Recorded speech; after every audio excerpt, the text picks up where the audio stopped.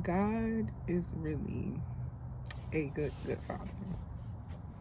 Like, y'all, Abba is so great, and I don't think he get enough credit and recognition and acknowledgement for just the grace that he gives us and the love that he gives us. Like, it's so perfect and unconditional, and I hate that we sometimes abuse it. Like, y'all, we really be out here running from God, running from the Father. And guess what he will still do for us, even through our times of running? He will still chase us down. He will still chase after you. He will do everything in his power to get you to come to him because he loves you that much. Like, the grace and the love that comes with that and that he shows us is just so amazing, just so unmatched. Because who else do you know would do something like that? Nobody. But I wanted to give a little word on running from the Father, because at this time we don't need to be running from God. We need to be running to God. Definitely. Like, if you look around the world,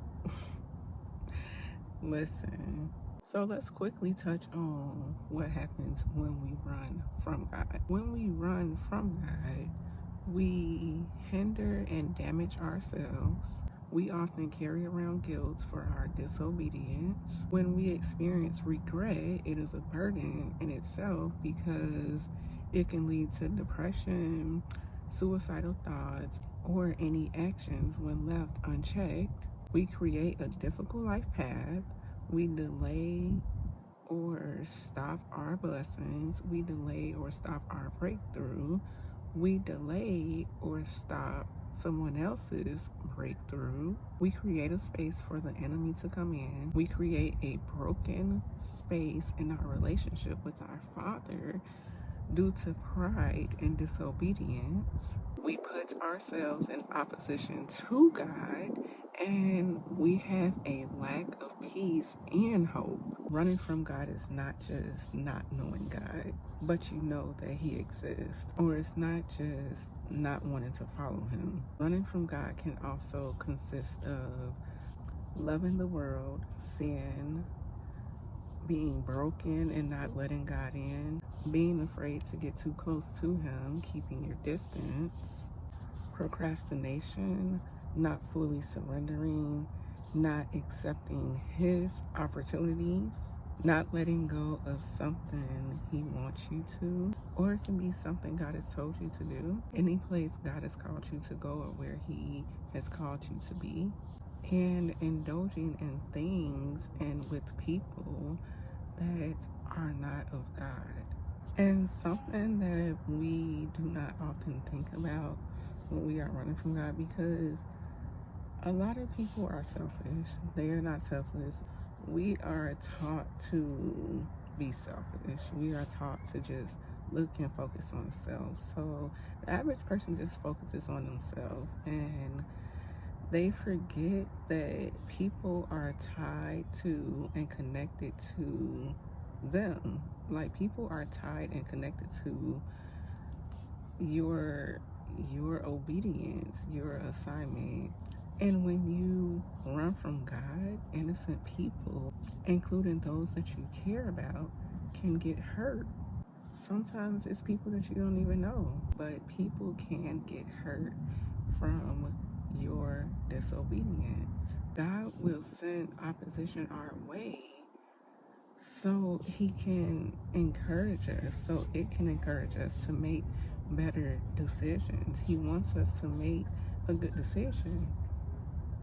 And a good decision is to fully surrender to him, to come to him, because he knows the plans for our life, not us.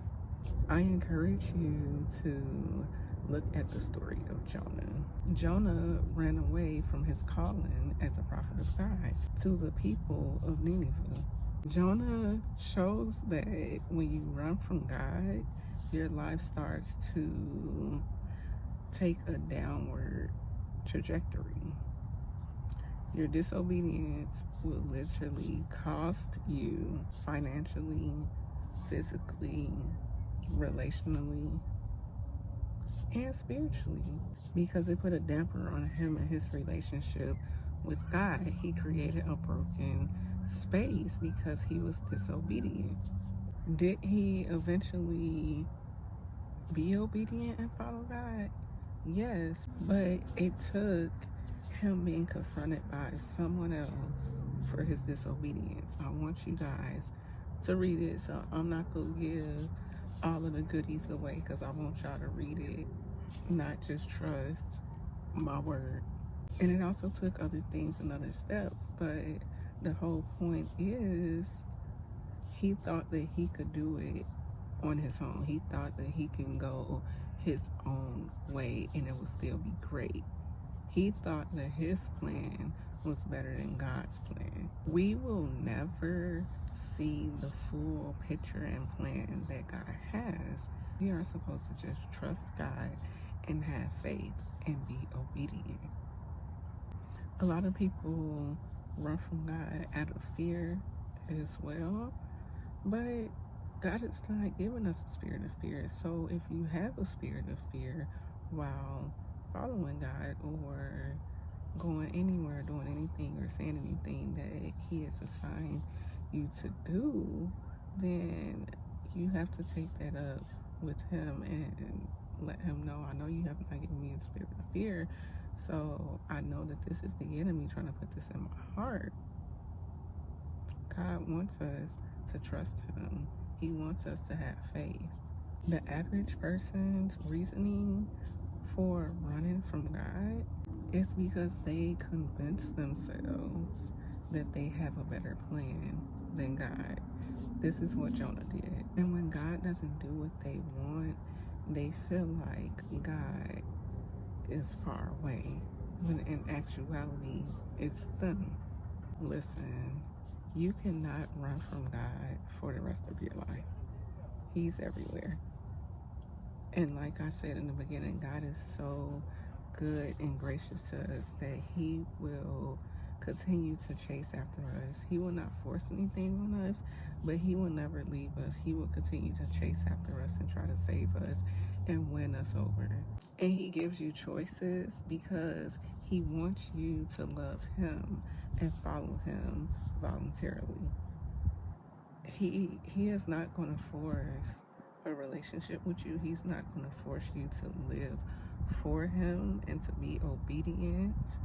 He's not going to force it, but he wants it. And I can for sure tell you that it is better to do so and have all of those things with God instead of being in opposition to him. We do not want to create a broken and bad place with God. Like, you really do not.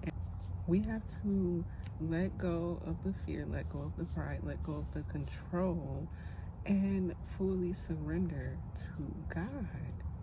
It's not too late. Like the prodigal son, we can always come back to the Father, and that's what he wants for you. He wants you to come to him or to come back to him. He is waiting for you with open arms. When you stop running from God, your life will become better.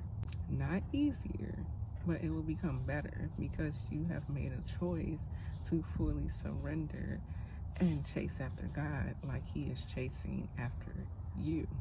You are choosing to be obedient to his will, his plan, his way.